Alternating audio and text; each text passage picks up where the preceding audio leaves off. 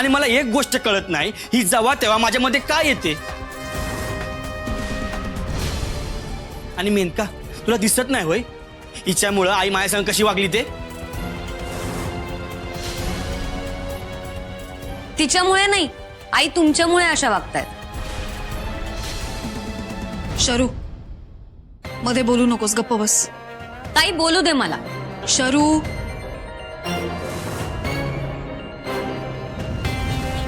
सुंदर, तू माझा विचार करतोस का नाही? मग मी आज तुला सांगायला लागले ना, तू मागा रे माफी अक्षराताईची.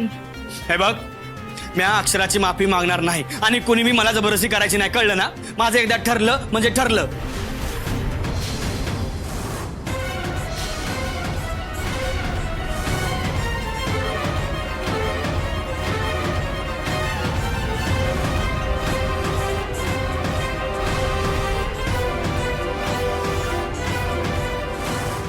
सुंदर, तुला अक्षराची माफी मागावीच लागेल, ते बी आपल्या वहिनीसाठी.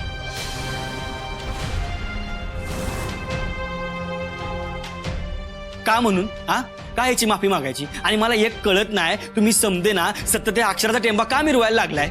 ही कशी वागते तुम्हाला कळत नाही होय? तरी बी आहे ना, तुम्ही हिलाच डॉक्टर घेऊन नाचा.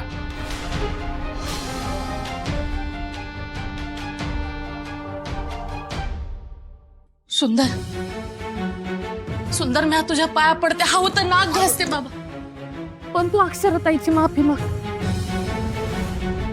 आणि तू तू जो पतूर अक्षराताईची माफी मागत नाही ना, तो पतूर मी इथून उठायची नाही. मेनका, अगं अगं मेनका, मेनका उभी राहा, उभी राहतो आधी.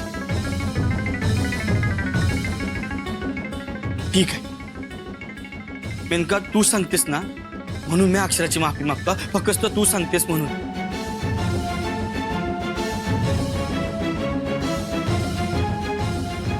अक्षरा, मला नाही, गरज नाहीये माफी मागायची. अक्षरा, मागू दे त्याला माफी. तो जे करतोय ते योग्यच करतोय.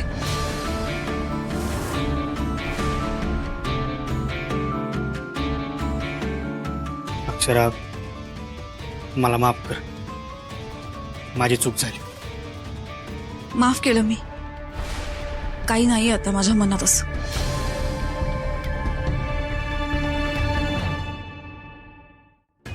काकू, आता करशील ना सुंदरला माफ? मी काय म्हणते, आता नका काय ठेवू म्हणत ना.